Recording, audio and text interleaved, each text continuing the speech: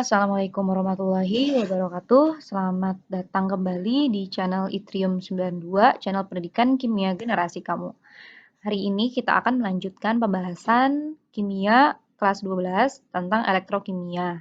Pada pertemuan sebelumnya saya sudah menjelaskan perbedaan antara sel volta dengan sel elektrolisis. Jadi gini ya, saya ingatkan lagi bahwa sel elektrokimia terbagi menjadi dua, yaitu sel volta atau nama lainnya sel Galvani dan sel elektrolisis. Untuk sel volta dan Galvani sudah selesai pada pertemuan lalu. Hari ini yang saya jelaskan adalah elektrolisis. Dalam sel elektrolisis nanti akan dipelajari yaitu reaksi sel, kemudian hukum Faraday, dan perbedaan antara sel volta dan sel Galvani. Hari ini yang saya akan bahas terlebih dahulu adalah reaksi elektrolisis. Sebenarnya dalam menuliskan reaksi elektrolisis itu mudah. Yang penting kamu harus tahu aturan dalam penulisan di katoda dan anoda. Nah, tabel ini memuat aturan penulisan reaksi elektrolisis pada katoda dan anoda. Jadi intinya di sini aja, maka nanti sisanya akan pada contoh soal kali ini, kamu diminta untuk menuliskan reaksi elektrolisis larutan Ki dengan elektroda C atau elektroda karbon. Nah, dalam reaksi elektrolisis, jadi ada namanya elektroda inert dan elektroda tak inert. Kalau elektroda inert ini adalah elektroda yang tidak bereaksi. Sedangkan kalau elektroda tak inert berarti kebalikannya. Tak inert, ingat ada CPTAU atau biasanya disingkat Cimeng Putau. C untuk karbon, PT platina, AU emas. Cimeng Putau. Sedangkan untuk elektroda tak inert berarti selain Cimeng Putau ini, misalnya Fe, Ze, dan logam-logam lainnya. Pada contoh soal kali ini, elektroda yang digugakan adalah elektroda C. Langkah pertama, kamu harus setelah saya menuliskan reaksi ionisasi dari Ki, berikutnya ini adalah kalau saya ionisasi katoda akan menjadi K adalah reduksi terhadap kation.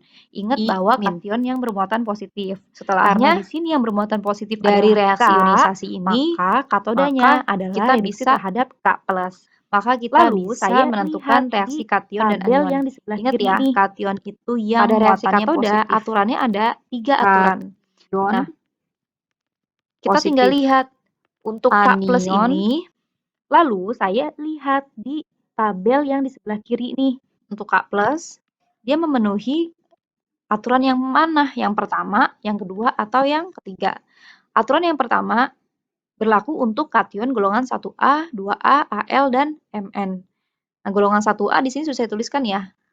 Golongan 1A itu ada litium, natrium, kalium, rubidium, cesium, fransium. Kalau golongan 2A ini. Nah, dari tabel reaksi elektrolisis menunjukkan bahwa ada kalium di golongan 1A. Kalium itu kan golongan 1A ya. Maka nanti bentuknya akan seperti ini reaksinya.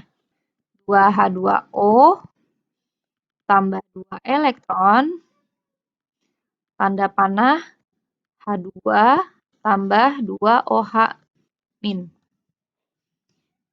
Itu untuk reaksi katoda. Reaksi katoda selesai, saya ke anoda. Anoda adalah reaksi oksidasi terhadap anion. Anion yang bermuatan negatif. Karena di sini yang bermuatan negatif adalah I, ini ya, adalah I-, maka kita lihat dalam tabel I masuk ke aturan nomor berapa? Nomor 1 atau nomor 2. Untuk reaksi di anoda memenuhi syarat yang ini. Anion golongan 7A dalam kurung FCl, ini Cl ya, bukan C. FCl, Br, dan I. Maka reaksi oksidasinya adalah 2X-, tanda panah, X2 ditambah 2E.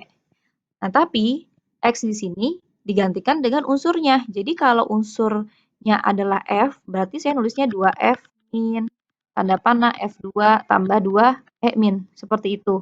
Tetapi karena di sini unsurnya bukan F, melainkan I, maka setiap simbol X atau lambang X di sini saya ganti dengan I.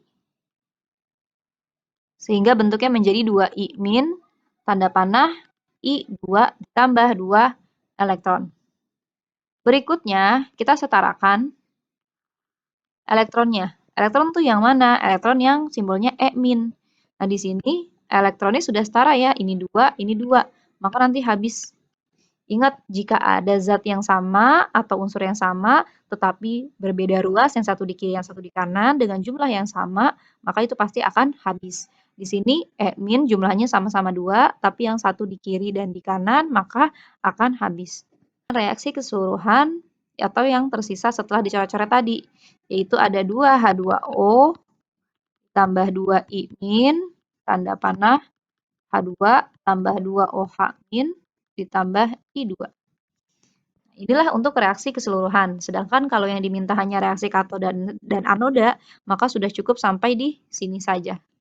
Nah, itulah penjelasan bagaimana cara menuliskan reaksi elektrolisis larutan Ki dengan elektroda karbon atau elektroda inert ya. Untuk hari ini saya cukupkan sampai di sini. Semoga penjelasan saya bisa kalian pahami dan berguna atau bermanfaat. Sampai bertemu di pertemuan berikutnya. Wassalamualaikum warahmatullahi wabarakatuh.